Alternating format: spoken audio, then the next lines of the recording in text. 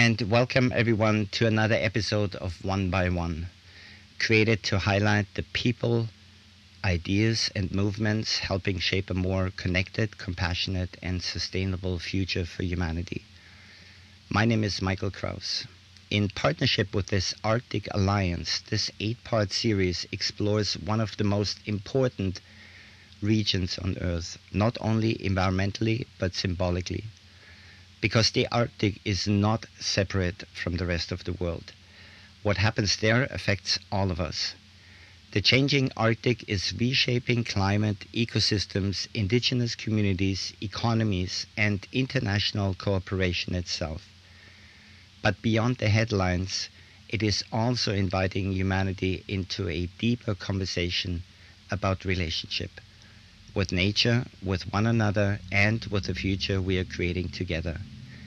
In this second episode of the Arctic Alliance podcast series, we continue that dialogue with 3 wonderful guests. Joining us again is Mickaela Grace, helping bring voice and perspective to the emerging global conversation around awareness, connection, and our shared human future.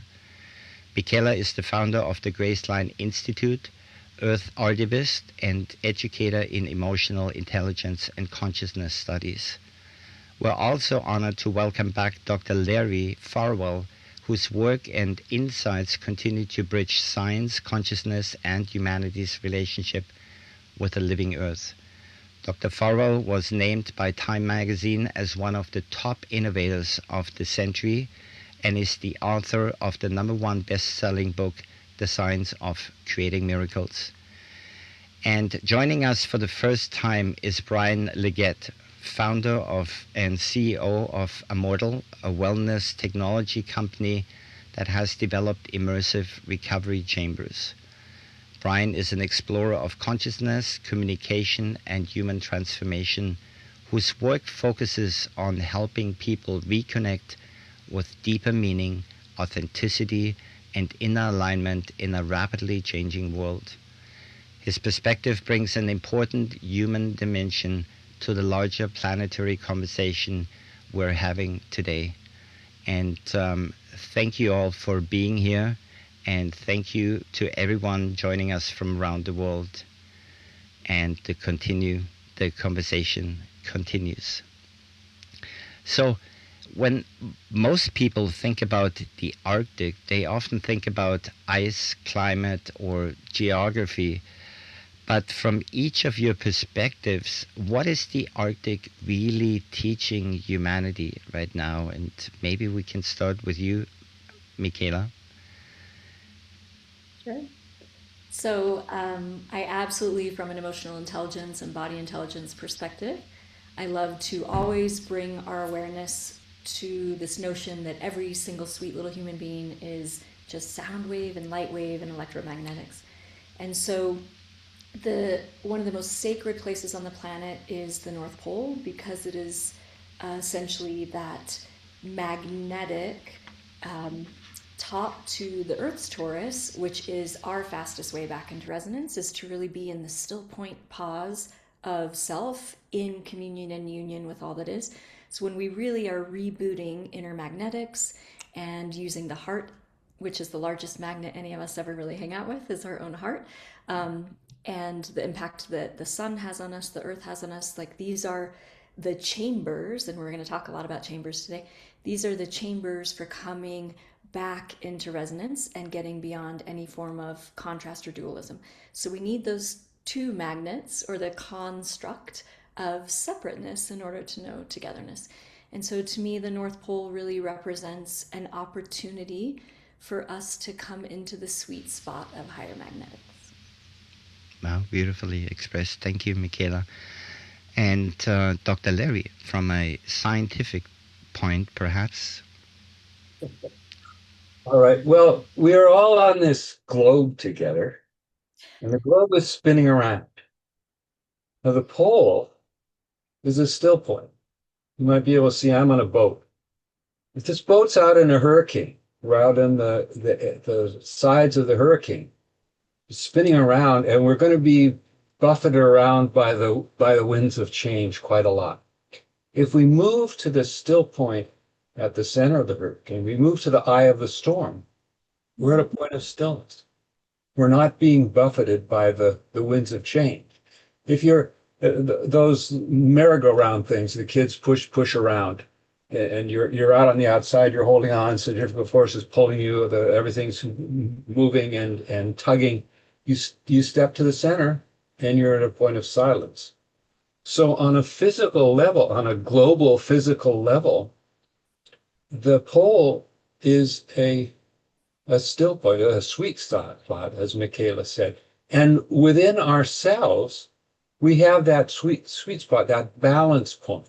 If you're on a teeter-totter, you're going up and down if you're out at the ends. If you're at the fulcrum, if you're at the balance point, you come to that inner point of stillness within yourself, then you have a perspective, you have a silence, you have a peace that is within all of us. And the poles represent that stillness, that silence, that peace, that center that on the physical level of the entire planet.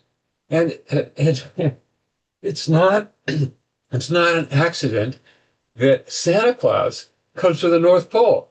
I mean, he could have been from some other inaccessible place, the Himalayas or the Amazon or something. Why the North Pole?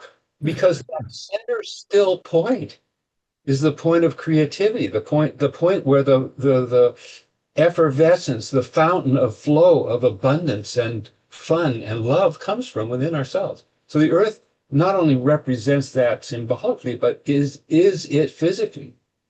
And as Mickaela was speaking, as we attune to that center within ourselves, we align the polarities, all the polarities in life, masculine, feminine, yin, yang.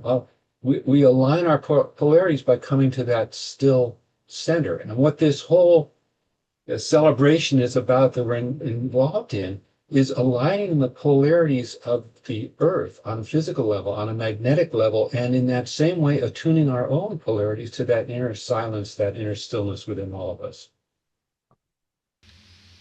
Wow. And Brian, if I make it your I'm sorry, I don't know if I'm going to be able to top Santa Claus. That was really good, Dr. Larry. Yeah, I'm reminded of the Hermetic principle of correspondence,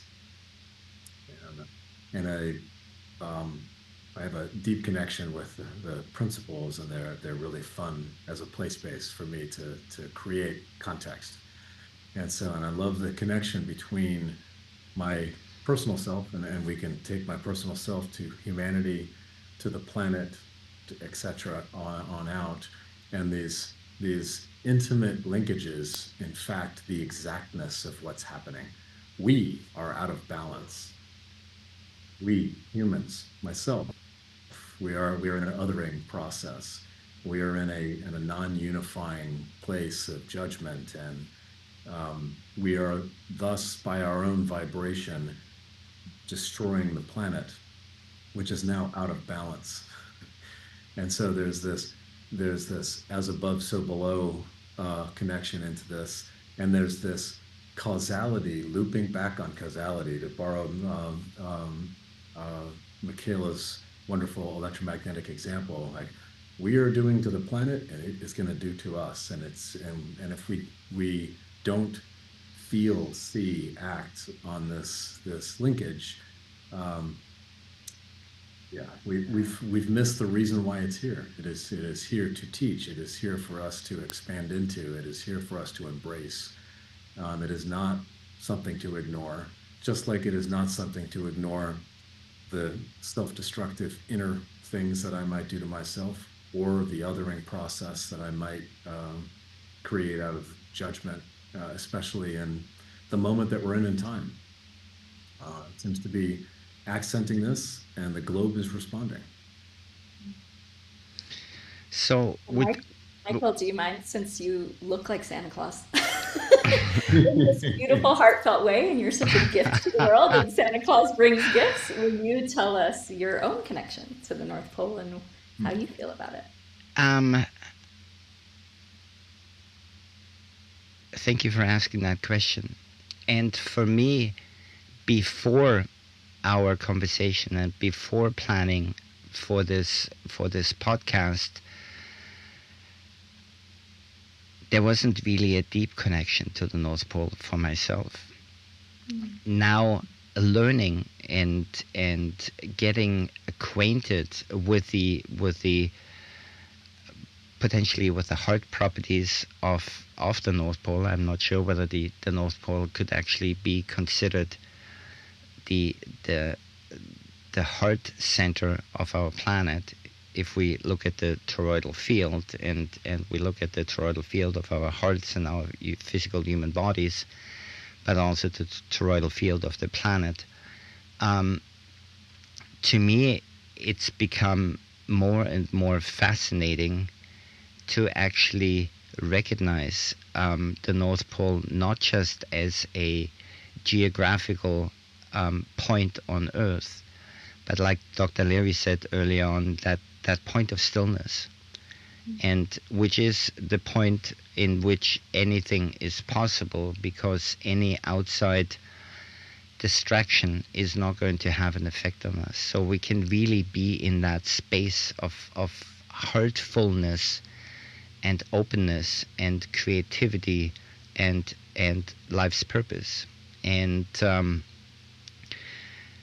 so that has become true for me. And as we're evolving over those 8 episodes, I'm really, really looking forward to learning more about it. And so last night, I was watching a documentary around the Antarctic, which is the South Pole, and learned some of the properties there, including a 4-kilometer thick shield of ice on some of those mountains or some of those surfaces, that, from what this documentary said, is so heavy that it actually pushes the Earth of Antarctic below the sea, below the seawater level. And so it's just really, really fascinating, not just from a geological point of view, but also from a metaphysical, spiritual point of view.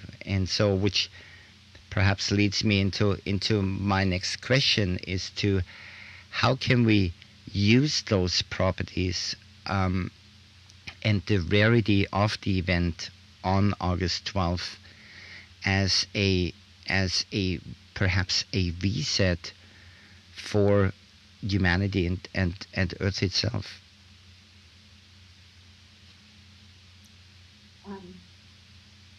I might jump in here. Do you mind if I do just a little bit of an overview of the unique alignment that we're coming into, like why the North Pole and why this eclipse? So Yes, please. the reason that I wanted to form this Arctic Alliance and bring everyone together is that I think we're all sharing in this bigger dream. So anyone who's tuning into human consciousness and dropping into their hearts is starting to get the same ideas about technology and the same ideas about resonance. And so to merge your earlier question with this one, I really see the human heart as the equator, and we are a mirrored mapped image for the Earth. And so I see that as we move our own heartscape and we open dimensional time with that 4th chakra or the 4D, and we can bend time and really start to go through the eye line, the ear line, the storyline, and create the world we want to see, then the North Pole of the human body is how our heart branches out into union and action. And then to me, the South Pole is how we root everything into logic and embodiment and really build a groundedness with each other in union and communion. But sometimes when we go up into the north, it's the wider dream of the future. Like, what's the world we want to see? And how can we keep this connected and in a flow state? And any frozen state can be warmed back into flow. So all particle matter back into flow through the warmth of the equator, the midline. And I see like that equatorial midline as being about equanimity, literally when we can, within our own emotional intelligence and our own consciousness, decide, wow, I'm neither more important nor less important than anyone else. And so in order to really feel that union with others, we need alignment. And so it just so happens that the Arctic Alliance was formed because of the uniqueness of this alignment that we're all coming to. So in the beginning, the mission was for my team to go create some technology and to really highlight and shower with love the work of John Englander, who's working with the Nova Institute in teaching people about sea level rise. So the first 5 days of the expedition is to Iceland and Greenland to really celebrate his legacy and life's work in collecting really grounded, non-fear-based data about sea level rise and how the only way that human beings will move through the transition of the oceans rising is to work together. Only in togetherness do we have stabilization. So that was part one. And then in a dream, I really saw the potential of creating a global meditation and working with so many different lineages, scientists, artists, activists, technology, builders, inventors, visionaries, to say, wow, let's use the unified field of human consciousness on this particular astrological alignment to be of support to the Earth's poles. And so the fact that there is a full solar eclipse reaching the path of totality is basically right over the North Pole. The uniqueness of full totality being over the North Pole happens about every 375 years. But add to that we have the Perseid meteor shower happening at the same time, and then add to that we have the moon's umbra, right, which is the conical shadow created by the moon in an alignment. We could tell this story that an eclipse, old school, right, old school humans, younger humans than us, used to think, wow, the gods are angry with us and there's obstruction and there's shadow and there's darkness happening in the middle of the day. The gods must be mad at us.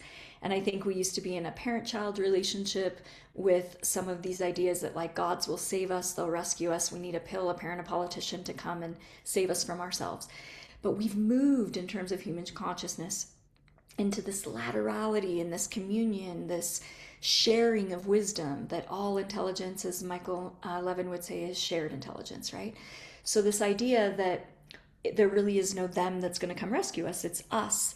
And us engaging with the earth and us having an opportunity to, rather than see obstruction and shadow and polarity and otherness, we could easily tell a story of alignment, right? So as this eclipse is happening, we have this moment where these three elements come together in a sacred trinity, right? The sun, the moon, and the earth in this perfect activation. And what's happening then is that the ionosphere of the earth goes into a little bit of a quiet, it lessens. And so we have this opportunity in the same way that someone in cardiac arrest has the magic of defibrillation to kind of like pulse the metronome of the heart back into a different rhythm. We have this opportunity to shift rhythm. And instead of thinking of ourselves and asking what more can the earth give us, or what miracle, what can I manifest, what can I bring to myself at this time? What if we got as many humans as possible to say, what can I give? And to just simply sweetly be pointing the eye of consciousness toward bringing her poles back into a more powerful alignment or array, and to have that polarity have more electricity, and to get the gung of our joy and our love back towards her. And then the other magic that might happen, it's all an experiment. We're just playing around with the unified field, right? But we know that because of these really large ice sheets melting, there is a turbulence happening for sort of sweet Mother Earth here, where there's a lot of earthquakes and tsunamis that happen that are like pressure valve release, right? Volcanic eruption happens sometimes for the Earth to really, with tectonic plates and all of this underbelly action that's happening for the Earth, just like your organs are performing so many functions without you having to actually know what's happening. There's a whole world inside of you that's collaborating for you to continue forward. So there's a lot happening under the Earth's surface. But about 2 years ago, there was a sound that scientists didn't recognize that was starting to occur every 90 seconds. And it is now believed that there are these tsunamis happening, right? A clash and a crash happening. That we have this opportunity to see if we can get that tsunami out of a standing wave position and back perhaps into a flow state. And so if all of us really concentrate on just flow rather than contraction or protection or obstruction or political strife or war or againstness, What if we just focused on polarity, activation, and flow? Meaning, let's bring more electricity and more flow state to her and to us. And the happy side effect, as we record electromagnetic anomaly in cymatics and perhaps biophotonics, and we look at electromagnetics and we study what we can while we're there, we can capture files that also, happy side effect, might be really beneficial to the human nervous system when a singular human also endeavors to reset and reboot. Which is why I wanted to invite Brian here today to talk about the Ammortal Chamber, you, Michael, to talk about the Awaken app as we move through this hour together. We have all of these human hearts that are endeavoring to create a sustainable downregulation of the human nervous system so that we have more bandwidth to go out and be creative and inventive and truly serve one another and the planet. Beautiful, thank you. Do you wanna add something, Dr. Larry, before I'm going to come to Brian and ask him about his Ammortal Chamber? Unmute, sweet Larry.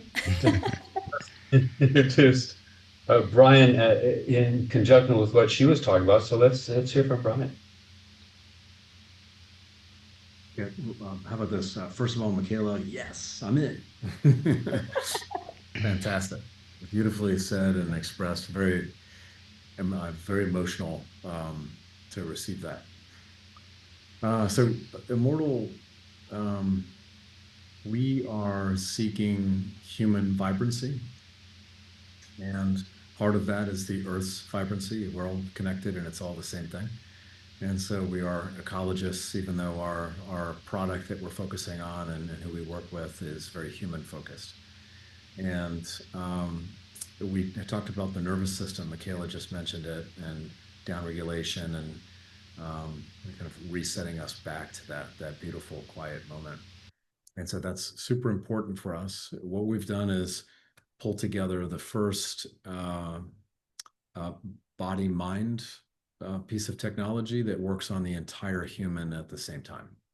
And so we have a 25-minute session, and in that session we focus on downregulating the nervous system. In a perfect world, the session takes you to that homeostatic reset point without pushing you fully into the parasympathetic. But at the very minimum, we need to get everyone out of that sympathetic. And at least in this country, most Americans are in the sympathetic sometimes 24 hours a day. Mm-hmm. Too much cortisol and adrenaline and just unsupportive chemistry in that kind of recovery and relaxation and healing process that we all need. Living in a world that is also pushing in the wrong direction on what we're supposed to be, what we're supposed to do, what we're supposed to accomplish, how we're supposed to treat each other. And so all these things create that dysregulation. And for us, if we're going to really be successful with the conscious mind and really be successful with cellular biology, and we're focused on both of these things, and there's a connection with the nervous system, right? There's a connection with getting into that downregulated state. And so in a 25-minute session, our goal, and we have different outcomes. So if you would like to relax or energize or recover these things, these energy sequences and this very detailed multi-track music and vibroacoustics are different. But generally speaking, all of them start out with a moment of nervous system downregulation. And we're getting better and better at finding that sweet spot at that homeostatic reset point. But at the very least, just dropping them out of the sympathetic into the parasympathetic with the more supportive chemistry. And I call it lowering the threshold for healing. And as we all know on this call, the Ammortal Chamber and no one making any piece of technology heals anyone. They heal themselves. But what we can do is simply remove noise. We can remove the distraction, the cacophony, especially of the moment that we live in right now. And so that's what a lot of the rest of the machine is working on. And part of that cacophony is that noisy roommate in the mind. And so we are working on the conscious mind to get it into its own homeostatic place, which is that place of just calm presence. And so we have vibroacoustics music and guided breath work, meditation, intention setting. And the process is all designed to take the conscious mind. Recording stopped. Let's stop worrying about tomorrow. Let's stop being angry about yesterday. Be fully present in that moment while the nervous system gets to that perfect place. And in that place, I'll call that the ultimate perfect zone for your own healing. And then we're going to add some supportive things from a chemistry standpoint and from a biophysics standpoint, focused on the cell. And so I should be very clear, we are not a medical device. We don't cure or heal or do anything like that. We are a wellness product. We're very focused on what we consider to be secret sauce stuff. I'm not worried about what the healthcare industry is indicating we should or shouldn't do. And so part of that secret sauce on the biological side is to use technologies where the sub-technologies that I'm going to list off here are working in the following way. And so it has been shown that red light, pulse electromagnetics, pulsed electrostatic fields, and molecular hydrogen, and I'll explain this, do the following. And so they're going to remove inflammation slime, if you will, the inflammation around the cell. We're going to open up cell wall permeability, like taking it from a baseball, which is not its natural state, to a wiffle ball, if you will. And then when it's in that wonderful state, you're breathing molecular hydrogen gas, the smallest molecule, so it crosses the blood-brain barrier on down. You're working on all the cellular biology, and you're going right into that now open wiffle ball cell and taking out oxidative stress. Those three things in combination are magic on the biological side, using kind of biophysics and biochemistry on that. And when the conscious mind and the nervous system are playing ball, right, we have lowered the threshold for their competition for resources, chemical or otherwise. We get into this wonderful spot. And in that spot, this is the true magic. So we sell to a lot of NFL teams and Major League Baseball, and we're in all the spas and resorts and biohacking and these places. But ultimately, the goal here is to create a beautiful consciousness theater. And so if I look at the body as a speaker microphone, the heart, the mind, and other cells as the antenna to the conscious mind, I get to work on those things. I get to play with and entertain and collaborate with the conscious mind. And then we get to use the speaker microphone antenna to tune it to a place where, with all that distraction and noise of the modern world and your modern moment gone, what's possible? And so what happens is something that we call an opportunity for a transcendent moment. Now, we're not creating the transcendence that can then occur, or this moment of awe, inspiration, expansion, release, embrace, whatever happens in that moment, that is fully up to them, just like healing is fully up to that person.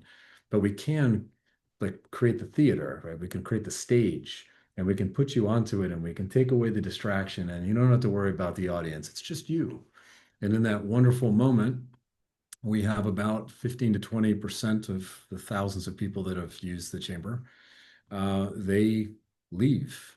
They have a moment of transcendence in their own words. Some people have a beautifully developed language for this, and other people just sit there with their mouth open for a couple of hours trying to absorb what just happened. And there's an integration process that they're unfamiliar with. And in that place, when I get to connect with somebody coming out of the chamber after something like that happens, it is just like, I feel so fulfilled that I get to play a little bit, since they did the 99%, but that 1% that we got to contribute as Ammortal, as the team, driven by our love for that moment for them, feels really great. And so that's what we're trying to do right now, and we're going to get better and better at that. Wow, beautiful. And so many things to unpack, and within that, it's really the capacity for empathy for another human being, what you're really offering, because by perhaps assisting another human being or another soul to drop into that space, to me, it's one of the most profound experiences in terms of gratitude for what can be experienced in the field, because the hurt of one is the hurt of all, and the healing of one is the healing of all. And so if you're connected in that field, and you actually recognize and get the feedback from your clients, what an uplifting daily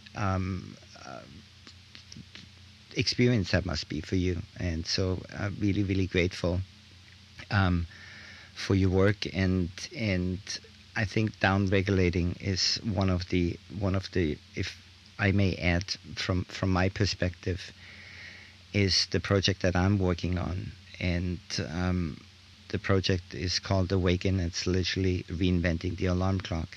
And so when we consider that for many, many generations, we've been waking up in survival mode. We've been waking up with a cortisol spike, with a increase in heart rate, with a down regulate, no, I don't want to call it down regulated mind, but a mind that hasn't yet come to its full potential, because we're still dealing with the cortisol spike and literally waking up in survival mode. We're going into a fight or flight mode, because the first sound that we hear, our body doesn't know what kind of a threat it is, and it perceives it as a threat. So what we are working on is a intentional frequency and modality to pull people out of the subconscious, out of the dream time, into the conscious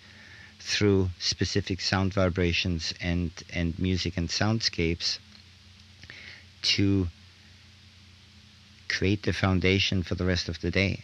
So if we wake up in greater calm and greater coherence with greater purpose, we have an opportunity to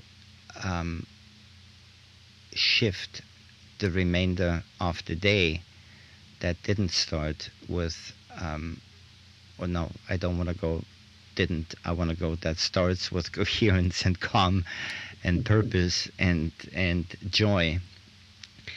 And on a more collective level, where I see the potential within that is also, if there is millions or tens of millions or hundreds of millions of us waking up to greater calm and coherence and purpose, and also to the same sound vibration every single morning, I believe we're going to be having an influence on the collective field by being able to entrain each other through the principle of harmonic resonance into higher states of coherence, which I believe is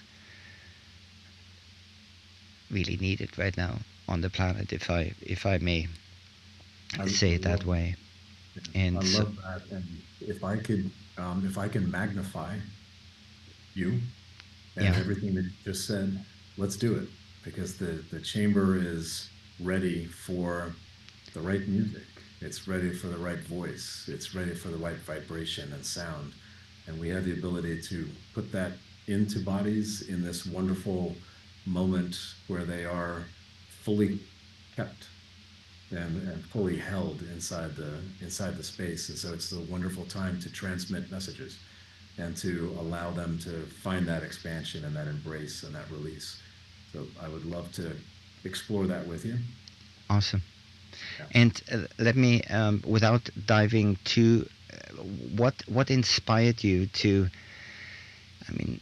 light therapy, especially red light therapy, I would imagine wasn't there 50 years ago, or it wasn't much known. And I know that I was sitting in front of an ozone light literally 55 years ago. My grandparents, they had this machine, you flipped it open, you had to warm it up, it radiated, it smelled like ozone coming out of it. You had to wear goggles and look into it for 10 minutes. I hated it. And my grandparents made me sit in front of it once a week. And so, and from there, the red light therapy has evolved. And what made you recognize the healing potential, and what was that path for you that inspired you to create something to serve other human beings, really? Um, I've been creating products for a long time. I would call them, they weren't bad from a market performance standpoint, but they were just opportunities in this. And this is a deep path connected part of me. It is also a deep path connected part of many other people. I'm standing on the shoulders of all those that did the red light research and came up with the diodes and the LEDs, and I can go system by system and test by test. And so I had the benefit of being able to simply pull things together. And the initial thought process on this, the initial creativity came from Stephen Young, who you know. And so Stephen and I had partnered several years ago. We knew each other when we had separate businesses. And I visited him, and he was working on knees of athletes. And he was taking pulse electromagnetics and red light and near infrared light, specific frequency combinations based on research. And he was healing those knees very quickly. And I was just in awe of the speed of that process and the simplicity of it, using basically biophysics rather than drugs and all these other things, and without a lot of PT and other items that they were doing. And he was able to get athletes that weren't supposed to be able to practice for 10 to 11 months in sport winning in 6 weeks, 5, 6 weeks. And so that was inspiring for me. And 10 minutes after seeing him doing this, I said, how come we're not doing this for the whole body? Has anyone done this? And he said, no. And then the exploration that came for that is when you pay attention to the nervous system and the conscious mind. And I had been meditating and I realized that the conscious mind is upstream from all of this biology. The placebo effect, I joke and say, is a giant pink elephant on my shoulder. And for my entire life, it's whispering in my ear, you ready to know that your mind is in charge of your body? No? Okay, I'll wait. And so I look at that and I say, if we can work with this thing, let's work with conscious intention, and let's work with the mind as an upstream component of this, and support the speaker, microphone, antenna. And then all of these pieces just came in with ease into this. And I'm sure, I'll look back 5 years from now and would be like, oh, we missed this and we didn't have this. And oh, look at this special integration. And this makes us very highly collaborative in the industry right now, because there's a lot of really interesting, amazing wizard scientists out there that are creating things. And so I love the direction, Michael, that you just shared, which, everything is frequency and vibration. And this is going to get easier. We're moving in a direction where we're going to be doing incredible sensing off the speaker microphone and the antenna and the conscious mind. And we're going to be using that to create really more profound special moments for people. And in that, I also believe we'll find simple, secret keys. These are the really easy things that when you put this with that, with this, and I put people into this beautifully supportive, safe, warm cocoon, magic happens with ease and grace. There's very little effort, and the solution may be much more simplified than what we're doing right now. But for us now, it's just staying on this path of continuing to explore that, to see if we can get to something that is much less expensive than what I'm making, much more democratizable and with greater access to everybody. Michael, do you mind if we kind of recruit the life wisdom of Dr. Larry here on the subject of two things? One is I would love for him to bring us a neuroscience perspective of what stress does to the body and to the tissues, and what the mind and consciousness does to add to that stress, especially from an emotional level. And then also, Dr. Larry, maybe anything you can add about sound, because I would then love to have a conversation about sound and how it relates to the North Pole. So. Sure. Well, to begin with, to take a scientific perspective, there are a couple of things that are important to understand. And one is, what is the structure of the universe and what are the energetic dynamics of how the universe works at a fundamental level? And another is, what is possible? Because we can hear about all of these inspiring things, but from a scientific perspective, okay, is that possible? And is that in accord with what we know scientifically about the laws of nature and how the universe works? So first of all, the quickest and easiest one of those two is what is possible. I am a neuroscientist, as you know, and my father is a physicist. He's one of the scientists who invented the atomic bomb. And we did research together where I did the neuroscience end and did the physics end, which was loads of fun. And so with respect to what's possible, my dad and I were having lunch together in a restaurant. And I said, "Hey, Dad, anything is possible."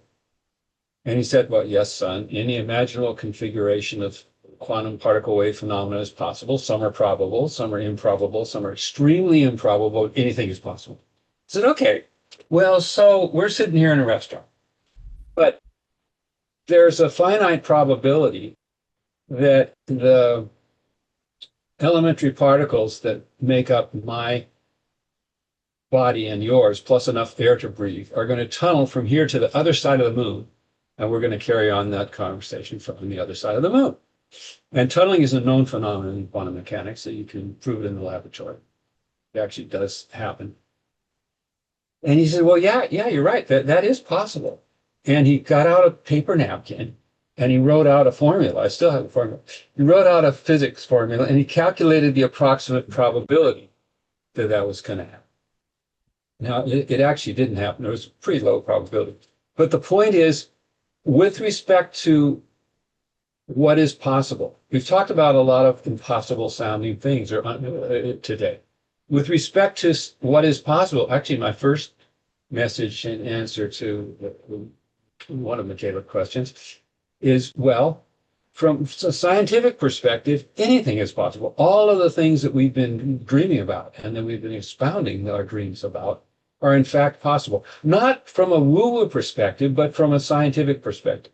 Now, the question is, what is the structure of the universe and how does that make possible the things that we've been talking about, and with respect to the alignment of human consciousness and the alignment of the earth and the magnetic fields and the sound and the attunement of the physiology? How is that possible?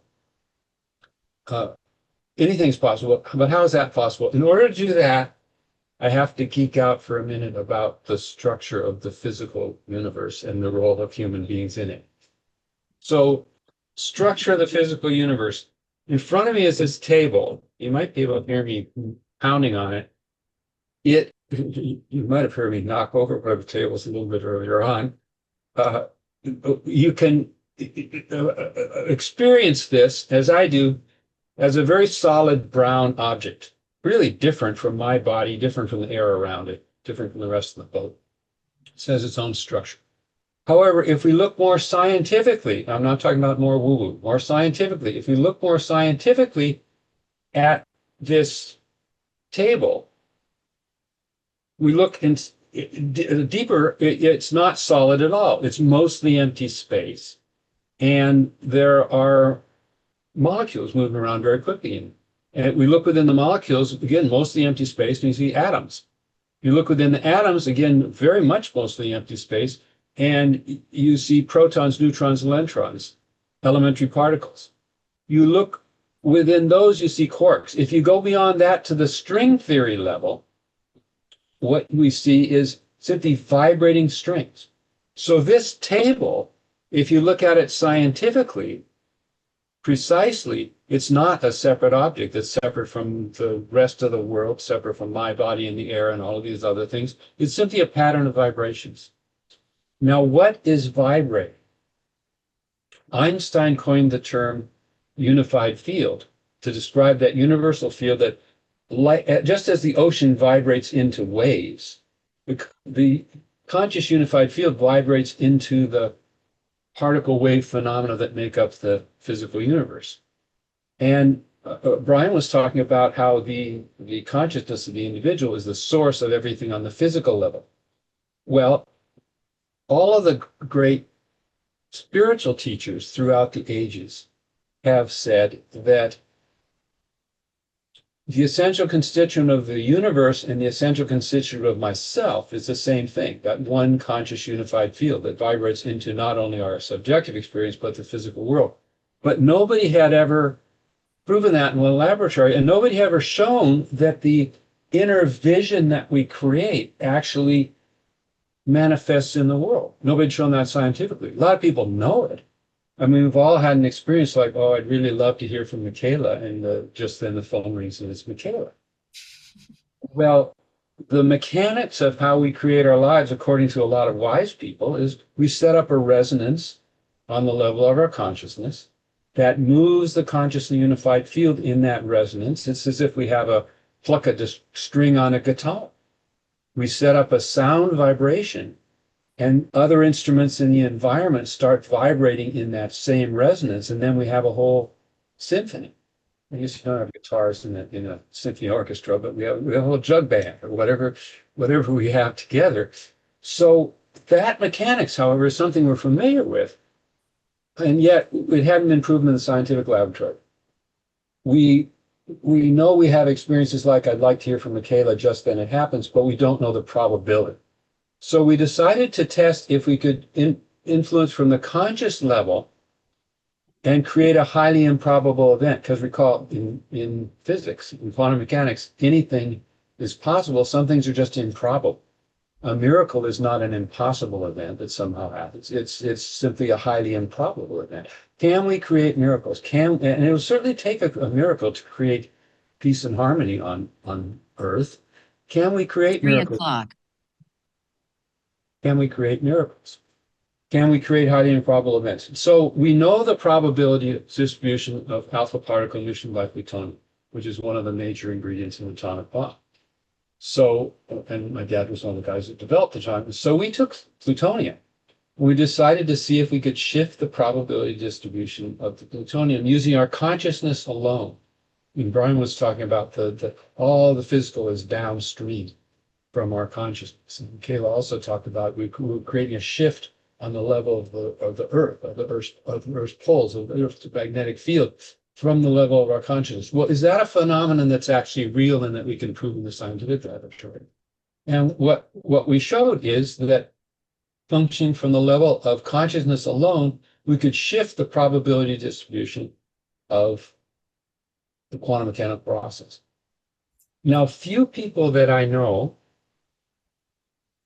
wake up in the morning and think, well, gee, I'd really like, first of all, they wake up to a jolt rather than to Michael's system. But a few people that I know wake up in the morning and think, well, I'd really like to shift the probability distribution of alpha particle emission by plutonium. But people do wake up in the morning and think, I'd like to have a harmonious life. I'd like to have a harmonious world. And we can wake up in the morning, that particular morning, or in that particular time when there's the eclipse, and have that inner resonance. We'd like to see a harmonized, a shift in the polarity, in the magnetic polarity, and in the physical rotation of the Earth. Highly improbable event, but functioning from the level of consciousness, if we can create one quantum mechanical event, we can create another. So where this all makes sense, where it all comes together, is that we're all one on the level of the conscious unified field. When we tune into that level within ourselves, we set up a resonance on that level and we can create miraculous outcomes. And that's what this event that Mickaela is talking about is really about, creating a miraculous outcome, creating a extremely low probability outcome, functioning from the level of consciousness, setting up a resonance. Again, we set up on the level of sound. The sound can embody making particular sounds can embody the harmony and the stillness and the silence and the power of the conscious unified field. And on the subtle level, we set up a resonance. On the sound level, there are certain sounds that are more in tune with nature, that attune ourselves to ourselves, that attune nature to attune the earth to the laws of nature. And so on the subtle level, on the conscious level, on the actual physically producing sound level, we can create things that have a harmonious influence that bring us in tune with a conscious unified field. Coming from the level of the conscious unified field, we can create a shift in the universe. And I love listening to Brian because he's always talking about sympathetic and parasympathetic. The sympathetic nervous system is the fight or flight, sometimes fight or flight, freeze or appease, the more active and more stressful level. And which is sort of sympathetic, sort of a poor name for that. And then the parasympathetic nervous system was the one that we settled out. And as the awareness settles down to these higher fields of consciousness, these fields of silence will lead. The nervous system settles down. Mind and body are intimately connected. The nervous system settles down to more of the parasympathetic activation and more of the harmony between the two aspects of our nervous system. That's again bringing polarities into alignment. So that's a bit of how the science relates Dr. to Larry, it. would you Yeah. mind, just because I would love to relate it to Michael's work and Brian's work, but also about sound and the North Pole? I'm going to scoop it all back around, but would you mind giving us just like a fast and easy understanding of how, just for folks who don't speak in the way that we speak, but like, let us know how could thought or emotion alone create stress chemicals in the body? So from a neuroscience perspective, tell me how someone's thinking is affecting the tissues of the body and how is stress impacting someone's day-to-day body? Okay. Well, first of all, brilliant question. First of all, the style of functioning of the brain affects everything in the body. How the brain is functioning affects everything. For example, in measuring heart rate variability, it has to do with how attuned your body is to nature, how attuned your body is to itself. That's regulated by the brain, by the vagus nerve. Everything in the body responds to what the brain is doing. The brain is sending out signals that are harmonious, that are in tune with nature. Then what happens is that the body functions in a harmonious way. The chemical reactions take place in a way that is the way we're designed to. The electrophysiological things, the firings of the neurons take place in harmony. The heart beats in a harmonious fashion with the electrophysiological activity. The heart is in harmony. All of this is mediated by the brain. And what is the basis of what the brain does is the level of the resonance on the level of our consciousness. So it's the stream takes place from consciousness to the functioning of the brain to every aspect of the body. And it's like if you have a computerized car and it's giving random, incoherent, chaotic signals to the different parts. So this wheel should be going this way. This wheel should be going that way. The steering wheel should be going that way. This cylinder should be firing at this time, or this electromagnetic motor should be spinning in this way. If it's giving incoherent signals, then what happens is you get a system that's out of sync with itself. Whereas if the brain is giving coherent signals, is giving harmonious signals, it creates a harmonious functioning of the body. The chemicals are being created that are attuned to the brain functioning in a harmonious way. The physical motions, the functioning of each of the organs is functioning in such a way that it's in tune with the way that it's designed. And all of that comes, we were talking a little earlier on about being in the eye of the storm. If you're out there, if your body's out there in the storm, out there in the hurricane, then things are chaotic. I mean, if this boat were out in a hurricane, we'd be being knocked around quite a bit. Whereas when you come to that inner silence, that still center, that balance point, which is represented on the level of the earth by the pole, when we align with that still center within ourselves, then we create the harmony that arises from there in the functioning of the brain, and that moves, that radiates out to everything in the body and to our environment.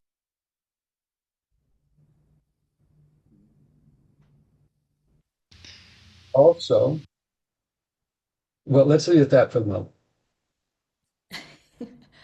So I would love to take that idea and dive in so that we have kind of a wider view of what we're doing, but how everyone's life's work sort of plugs into this really cool harmony. So if we understand that thought alone or emotion alone can create what I call a home tone, right? Like, what's your homeostatic set point? What's your go-to mood? How do you begin the day? So in talking with Michael, he would say, wow, you're waking up already in flight, fight, freeze, or appease. You're waking up in survival mode, right? And so we want to really create coherence and resonance of what if people join together to wake up to the same symphony, and that we're kind of like harmonizing and being a stronger geometry for humanity from the morning forward.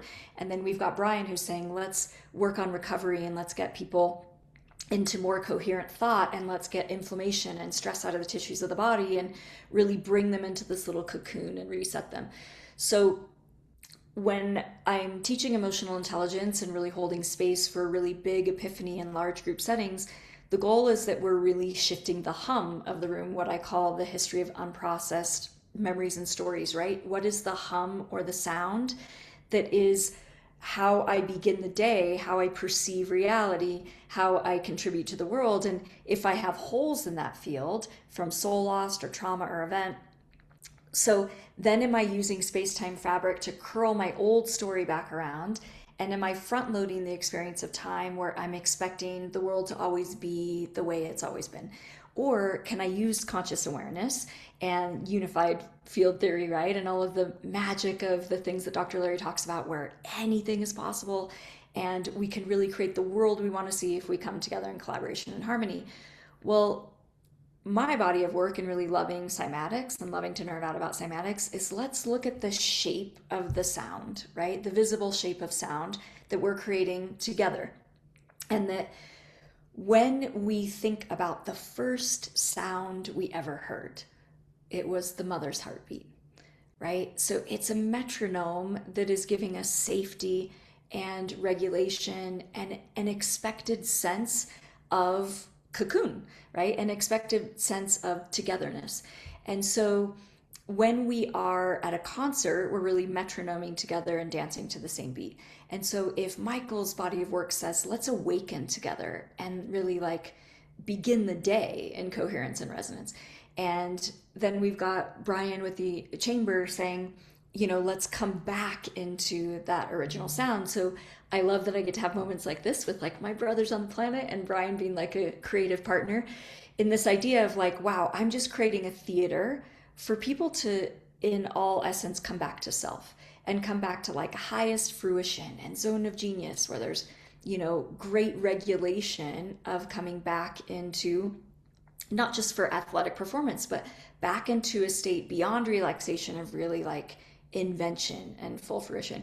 And so like as Graceline curriculum for emotional intelligence and sound and temples can be added to that chamber, what really ties all of this work together is that we have these opportunities where we can think outside of small self and come into wider unified collaboration.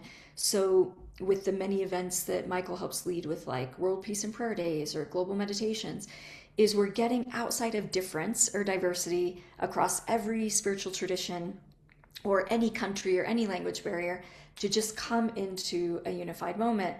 And so when we come to this eclipse and this alignment, well, it's really that we're coming to the mother's heartbeat again. Like, let's come back to really being able to serve the mother, give back to the mother, come into that heartbeat. But let's also look at the potential of really taking radical responsibility for our thoughts and our feelings and our ideas and the impact they have on the reality of the world. And I just want to throw this idea out to all of these thinkers and the speakers here today, is that coming back to the law of correspondence, as Brian talked about and we talk about often, we have this idea that sea level rise is happening, right? And that global melt is happening. So this idea that like heat is happening and therefore oceans are rising. But there's always correspondence and contrast. And so my dear, the Brahmin elders that I work with in India and my dear friend Vikas, he talks about this in a more beautiful way, so I'm going to quote him. But he says, you know, you cannot have one without the other. So everyone is so focused on the Earth's temperature going up, and sea level rise going up and the damage of that. But where there is heat, there's also a natural contrast of frozen ice. And he said, as the seas basically are dealing with heat, we are going through a human ice age.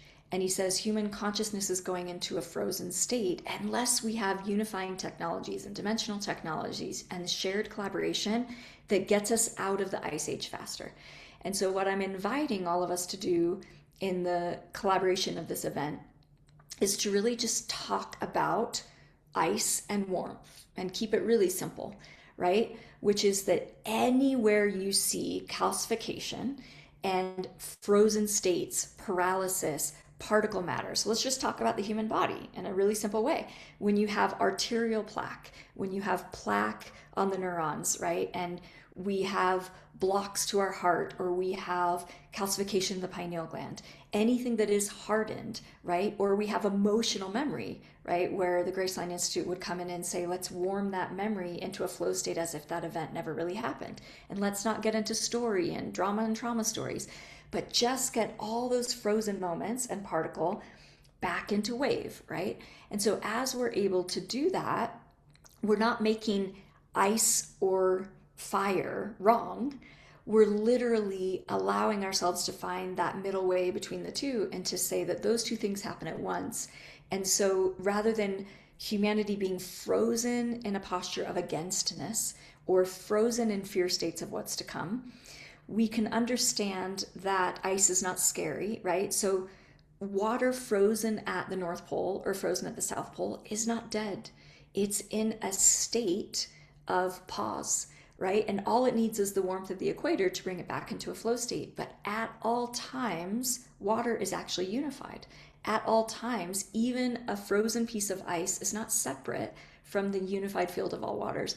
And so I would love for anyone to really speak to what you would want human beings to know about any of those themes.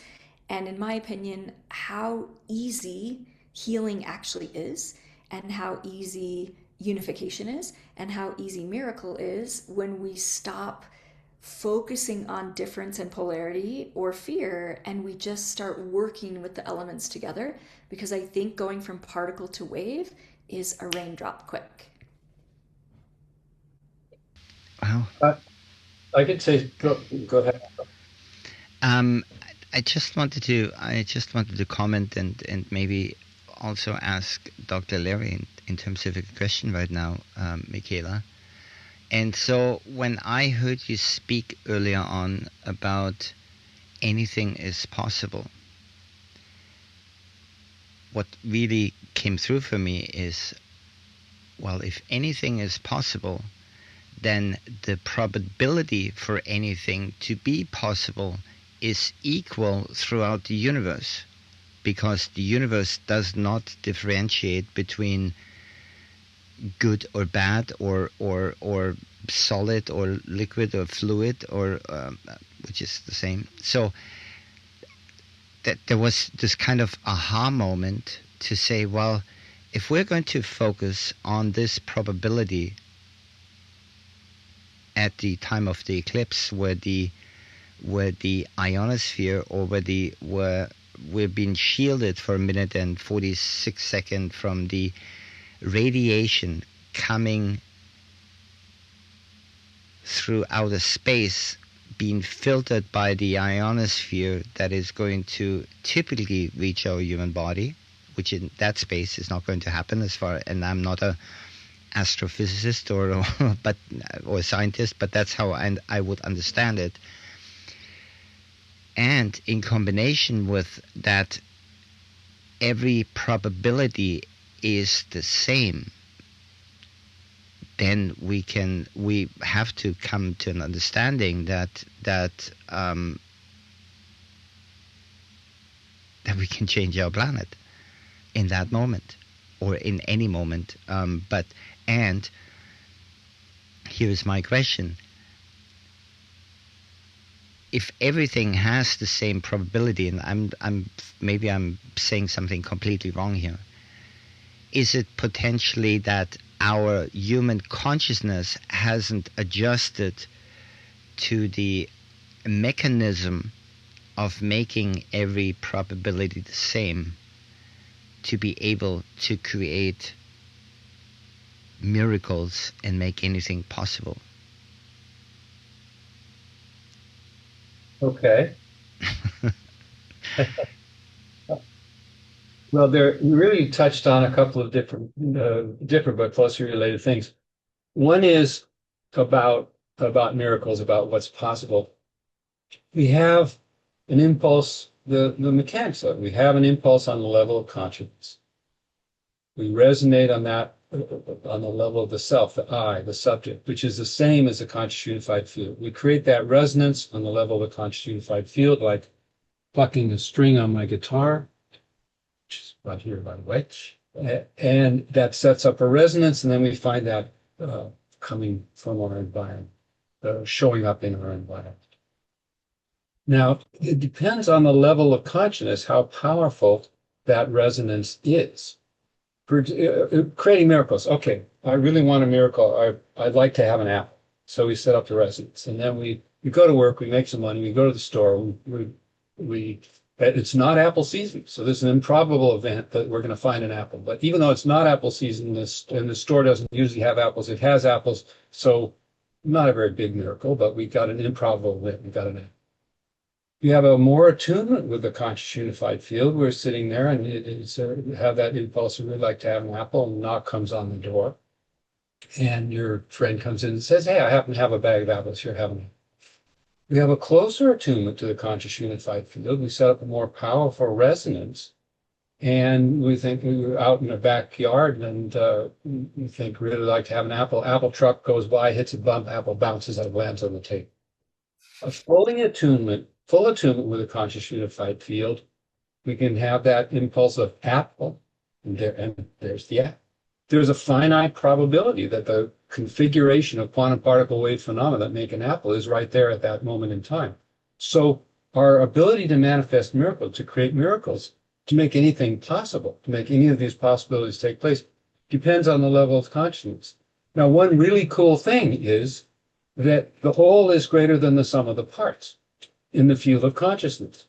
If you have light, you have photons emitting from a light bulb randomly, incoherently, they simply add up with the number of photons. If you have photons which are in sync with each other, which are in coherence with each other, then you get a laser. And the power of that is the square of the number of photons, not just the number of photons. So all of a sudden, with the same amount of initial impulse, you have something which can cut through a diamond or shine from here to the moon, just by coherence. And what Mickaela and her colleagues have been creating in this event is a situation where we can tune in on a level of coherence where all the consciousness of all the people all around the world are in that same resonance, that same vibration, creating that same miracle. And we have a laser-like power in our consciousness impact on our experience and also on the physical world, on the earth itself.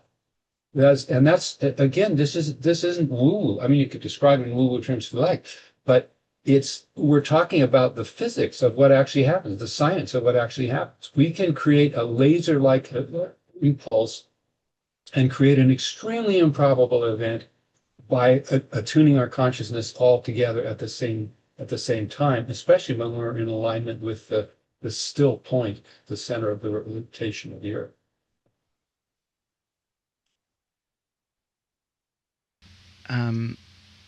So can we bring it back or expand on the cymatics of this event? And for people that are not familiar with what cymatics is the science of making sound visible.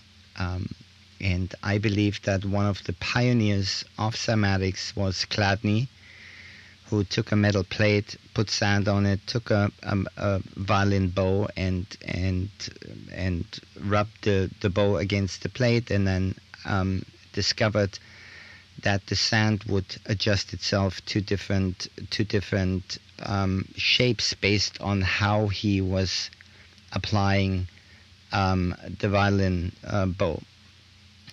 And so can Grace, Mickaela, if you want to maybe pick up on that, or Brian, maybe all of us, or all of you. Do you want to go first, Brian, or do you want me to? Oh no, Mickaela, please. I think you'll set a beautiful context for this. So. Yeah, so it's one of my absolute favorite things to see in nature, because as I'm creating temple technology, I get sort of the summons or the call to go to the Earth's nodes, to go to temples around the Earth where the cymatics are stronger. And so sometimes I'm walking hundreds of miles in pilgrimage, sometimes our team is arriving right on a particular astrological alignment. But at those access points, so if you think of a node on the Earth's surface, it's like a little acupuncture point where there's a smaller torus spinning, but basically we have the organization and order of light wave, sound wave, and electromagnetics being amplified in that little spot. So when we're looking at the science of cymatics or visible sound, we're looking at how perhaps when you see cymatic plates, or you see like vibroacoustics, for example, we can put sand on a plate, we can watch what water does, what a flame of fire does. When you have more order and the more advanced, sort of the wider the range of spectrum of light or human consciousness. So the more resonant or more advanced the consciousness acting upon the world of matter there, you will see far more advanced symmetry, far more advanced geometry, more complex form, right? And so we're watching the impact of certain hertz and certain frequency or certain music. Like, how does this particular music show up in shape, right? And so what I have found is that during astrological alignments or during moments of coherence where perhaps 100 people are focused on the same thing or listening to the same music or moving in great reverence, right? In a revelatory experience or resonance in terms of cohesion, coherence, even the sensation of the same emotion where everyone is grateful at the same time, or everyone is really, happy at the same time, or being moved, right, by something really deep in a group meditation, you'll see like in real time, just the organizational pattern of a simple piece of geometry becoming far more advanced and complex. And so I'll let Brian and maybe Dr. Larry talk about the dimensionality of that too. But the goal of all of this work is to actually bring that really powerful cymatic structure to a moment where we can get the cells to have more alacrity and the cells to have basically like stronger cell walls, stronger mitochondria, stronger function, stronger coherence, and then stronger communication and collaboration with each other once we have really stable cymatics. Or we have, simpler way of saying that is we have more stable sound, shape, and spin around our own human psyche, around our own human body, our own consciousness. When we clean up in great responsibility the spin we're putting on a story, right, or our go-to home base emotion, or our thought forms, or our action and how we treat the world or other, what we consume in terms of media, what we consume in terms of frequency and quality of food, of chemicals, right? The compounds we allow into our body, the compounds we allow into our rivers.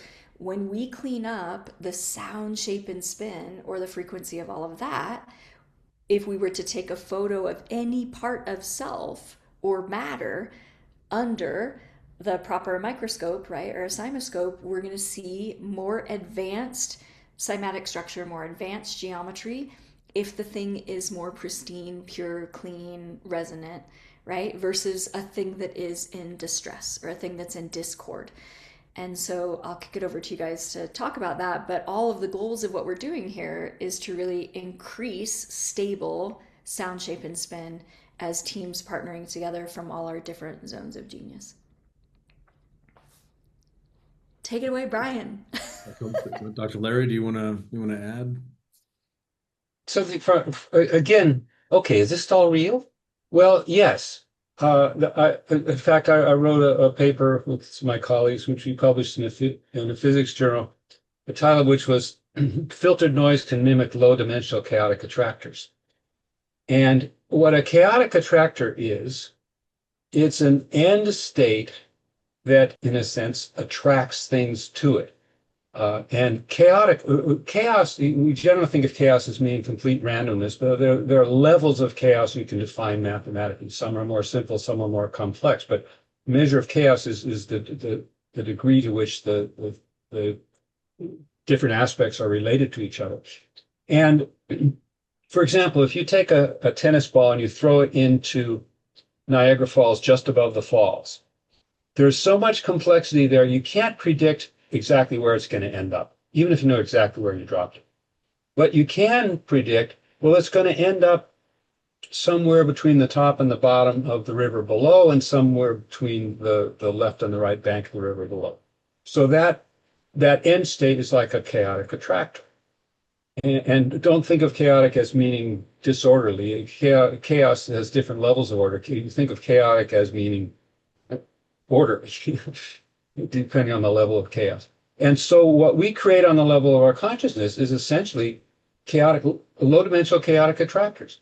When our consciousness is attuned together, the vibrations on that level, and you can experience this, you can show this on the level of sound vibrations, as Mickaela was saying, a violin playing, it creates a harmonious influence that creates a structure that draws things to it. That's an attractor. On the level of creating order, in the level of our consciousness, in the level of the sounds, in the level of our vibrations that we resonate, we create an orderly structure, and that draws nature to it, draws the pieces to it. So chaotic attractors are a very real phenomenon in the physical world, and what we're doing here is simply creating chaotic attractors on the level of our consciousness, and then the physical structures tend to attune to that. And an eclipse is, as Mickaela has pointed out, is an alignment. As we align our consciousness, and we're sending out this resonance, and it can be on the level of physical sound in the air. It can be on the level of cellular vibrations that we create on the level of consciousness. That orderliness draws all of the resources in nature to it and creates an intricate, beautiful, orderly pattern, which can be mathematically described in terms of fractal mathematics. Chaos mathematics and fractals are the same field of mathematics. The fractals refer to fractional dimensions. Chaos refers to the level of dimensionality of the signal. So they're talking about the same thing. And Mickaela, as you know, uses chaotic attractors in terms of sound and also in terms of fractal pictures and patterns that are mathematically created to resonate this order and to function like a low-dimensional chaotic attractor, to bring our awareness and to bring the environment into tune with this beautiful, intricate, mathematically derived and vibrationally derived path. I'll add something because those two definitions, that's why I wanted to go first. And one of them to go first were just beautiful and complete. I'll give an example of what we're doing in a very physical way in a session.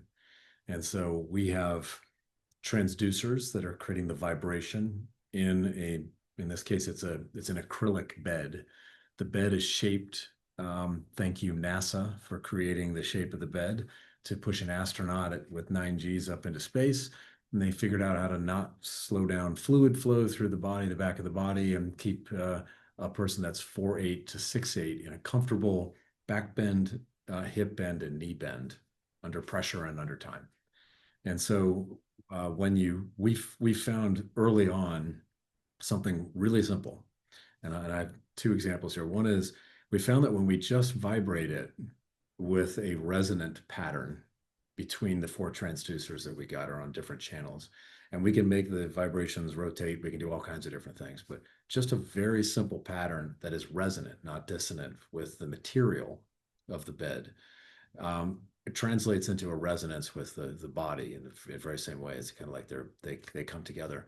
But interestingly, emotionally, intellectually, from a feeling standpoint, I feel like I'm on a piece of hard plastic, right? It is clear plastic so that the light can go through it. People, thousands of people will make the comment, I felt like I was floating on a cloud.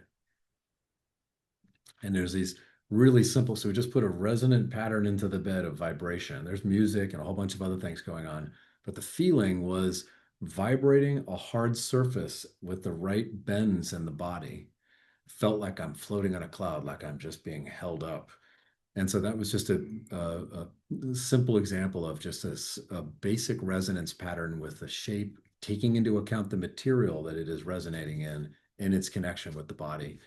And then the second thing is we play with dissonance and resonance in this. And so we are, for instance, if I'm going to energize someone, there's an agitation beauty in this. If I am trying to get someone to release something, we have a release outcomes that you can pick. We'll go through a dissonance pattern to begin with, and the music tends to get challenging, and it brings forth the thing that they are trying to release. So I'm creating this chaotic, pulling together of their mind and emotions in with the vibration of the bed. And then as soon as there's like a peak, there's 4 acts to the music. As soon as we feel like there's enough time where whatever that is has now been brought to the surface for them to, again, deal with as they see fit, embrace, release, whatever it may be, then we move to the resonance patterns. So it's kind of this, it's kind of like a DJ in a place where there's that build up, dun, dun, dun, and then it shoes up and everybody's dancing, and you've got that resonant beat and everybody is in sync, and then it breaks back down and everybody's kind of doing a little bit of a different thing, and then it builds back up. It has this beautiful dissonant resonant pattern, and we sync with this profoundly, and it can be used very, very beautifully, just sound, to create tremendous psychological and emotional benefit. Could I quote Heisenberg about this?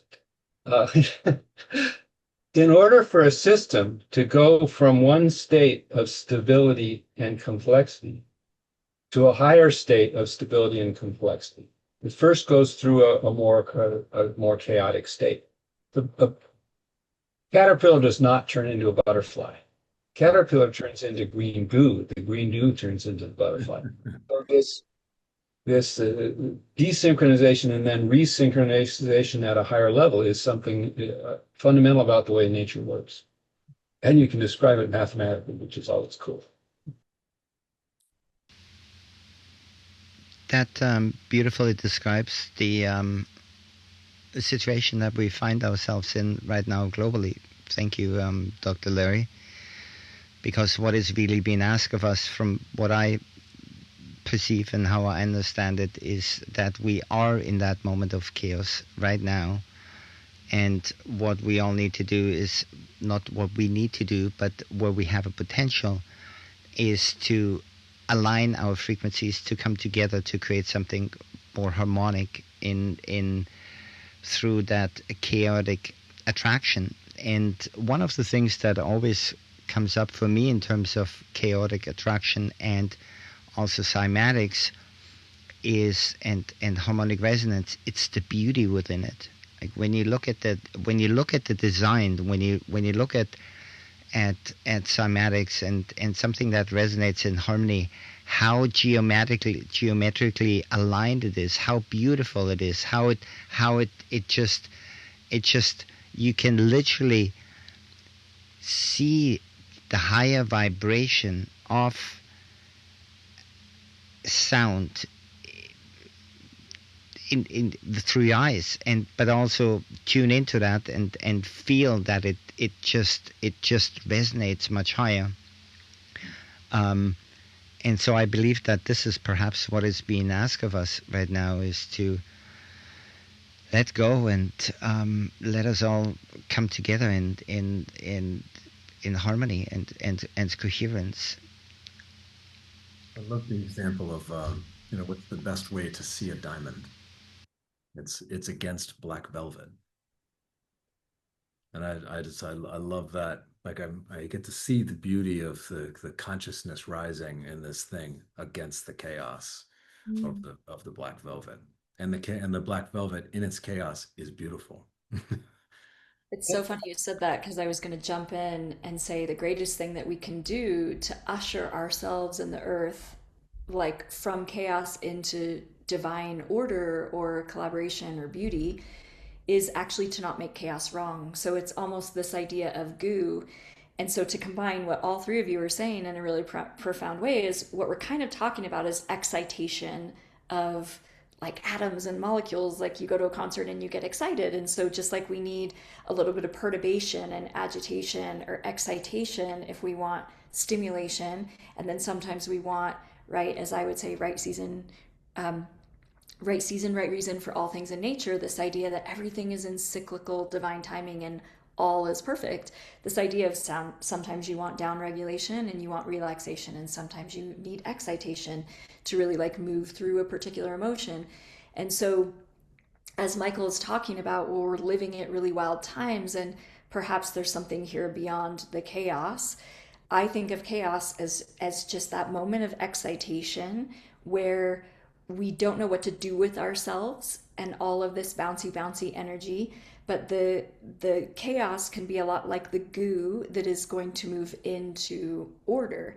And from a sound perspective, we have like a dimensional stack, right? Where we're thinking of, wow, if I am really linking up to the right overtones, there is this growth in human consciousness and development that is, stepping up a ladder of ascension from one plane or one level of dimension to another, and it's just becoming more advanced and more advanced and more advanced, like a piece of geometry. So the heart never runs out of space to love more.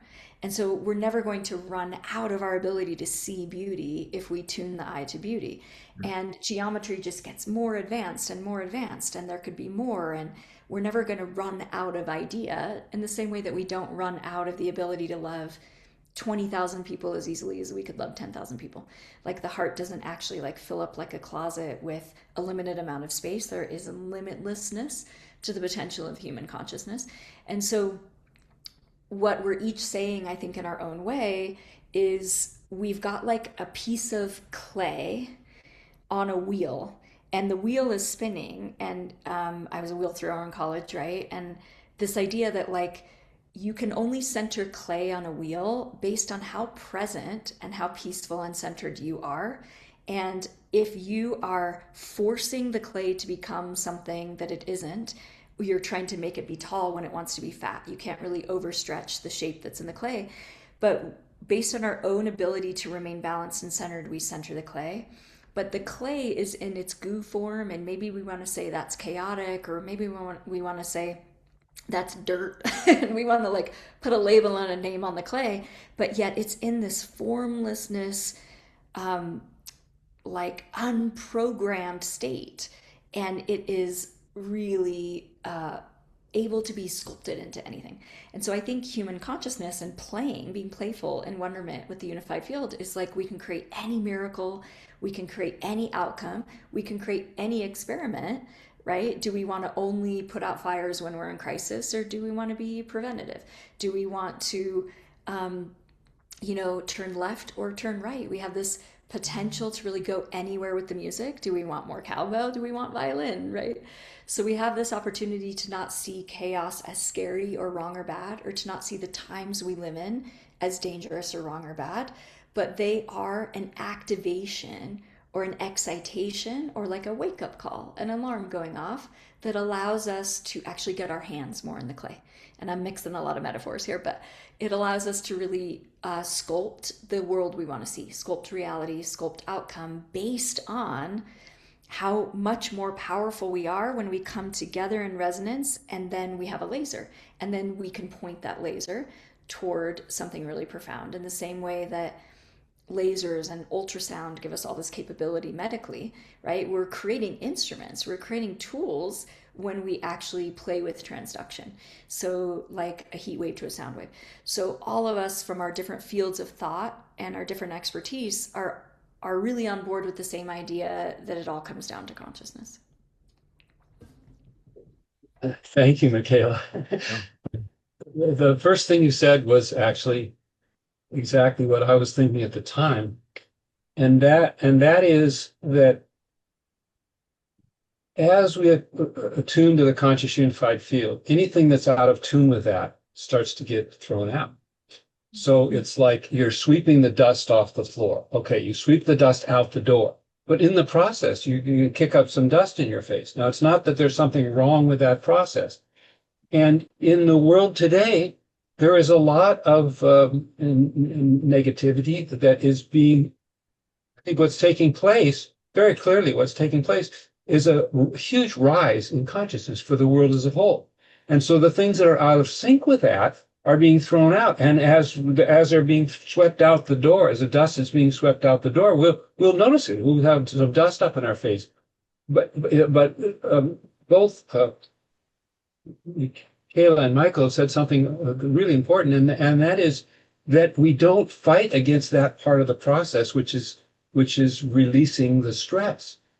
It's all the horrible stuff in the world. That's actually part of the purification that's taking place. We don't want to get into a big fight against one of the aspects of creation. The rose is blossoming, the bud gets destroyed in the process. The caterpillar goes to the green goo, goes to the butterfly. It's not a fight. It's not a us and them thing. It's something where we're given the opportunity to create this infinite harmony among ourselves. And as Mickaela said, attuning our consciousness together. And we get to be on the side of bringing the light into the situation, which is way more fun. But that doesn't mean we are against the stress that's being thrown out. It's being thrown out. Even though this is a made up word, but I say our goal is to have a withedness and not an againstness. And we can see togetherness wherever we look as easily as we see separateness. So if we, and I know that's not a real word, but we're just going to go with like, let's come together with a withedness and not be lost in this me versus you, right versus wrong, red versus blue, this, kind of like polarity that keeps us apart. The whole magic of this North Pole event is what if we use polarity for ourselves, for the earth, in a withedness, in a collaboration, rather than thinking polarity means against, right? A negative and a positive, or only this or that. We're really trying to play in the field that goes beyond those constraints. Oh, wow, what a beautiful conversation, and the depth and the information and knowledge that came through. Incredible. Excuse me. In terms of the metamorphosis, I think bringing it back to potentially also sea level rise and the co-regulation realities we face together, which is our third episode, we see the oceans and the ice and as different parts of water. As a matter of fact, or from what I perceive it, it's the same thing in different states of perhaps consciousness or in different states of reality. And so that doesn't mean that they're separate. They're still one thing. And so maybe we can not just maybe, there's a lot we can learn from water.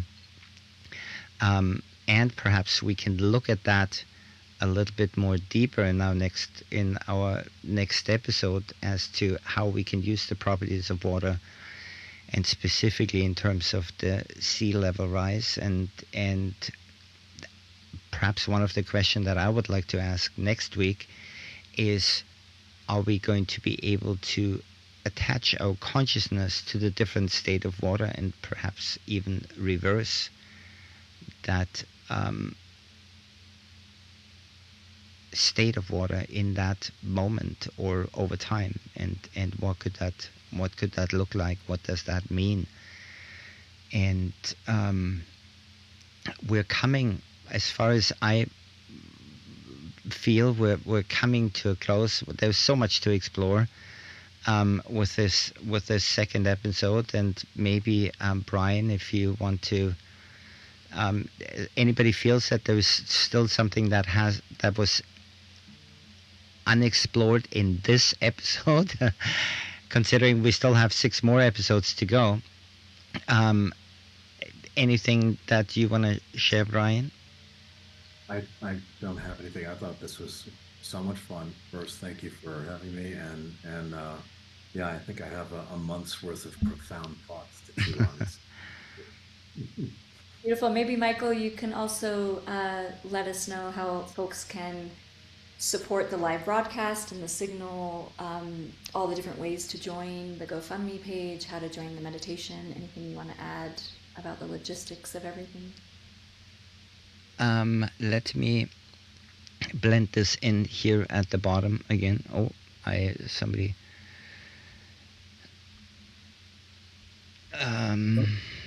While you're doing that, I could add something. Yeah. And that this is such a delight. We're illustrating here in the coherence and resonance and mutual laser harmony, coherence that we create here together. We have each different perspectives, different styles, different intellects, different hearts, and yet when we come together like this with an awareness of a profound truth, we create a whole for him that is greater than the sum of the parts. It's such a delight, and it's an illustration of what we're being talked about, and it's fun. But I'm so delighted and grateful to all of you for joining together with us. Thank you. And if you want to get involved with the initiative, the Arctic Alliance, the meditation, also participate in a GoFundMe campaign to bring this vision to a greater audience, or help to amplify it, either click on the link below or in the description or in the comments. And like I said the last time, as above, so below. It's the same thing with the comments. They might be on the left, on the right, below, or above. The only important thing is participation. Without taking action, we're not going to perhaps have the desired outcome.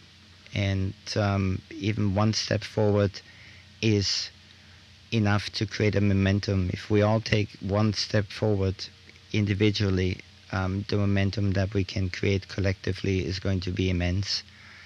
And so I just wanted to say thank you again, Mickaela Grace, Dr. Larry Farwell, and Brian Leggett, and for sharing this time with me and our audience. And is there anything you want to say before we close and see each other next week for episode number 3? Just a big, beautiful thank you to you all. Thanks a lot. Lots of fun. Yeah. And thanks, Michael, for all that you do